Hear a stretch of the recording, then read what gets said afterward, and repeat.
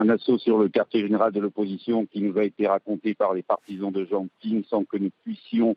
nous, pour des raisons de sécurité, nous rendre sur place pour l'instant. Des proches du leader de l'opposition qui nous ont contactés dans la nuit, appelant au secours, demandant de l'aide, disant avoir été attaqués par des hommes en armes cagoulés, un commando d'hommes masqués de forces spéciales gabonaises qui auraient ouvert la voie à une intervention de la garde républicaine. Au moment où nous étions en contact avec les partisans de l'opposition, ils faisaient état de plusieurs blessés, parmi eux réfugiés dans la demi-douzaine d'étages de cet immeuble qui sert de siège depuis plusieurs jours à l'opposition. C'est là notamment où Jean Ping tenait ses conférences de presse, mais d'après le gouvernement, c'était devenu le camp de base d'une bande de casseurs, notamment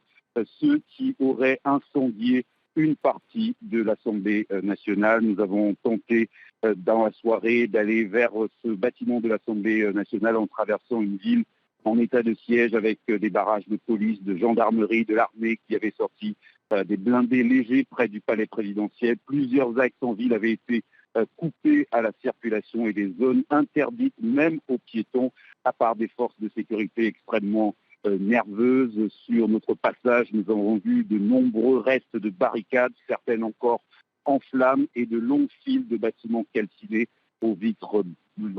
brisées. Libreville, ce matin, une ville avec le visage d'une ville et d'une cité qui se réveille dans le décor d'une scène de guérilla urbaine.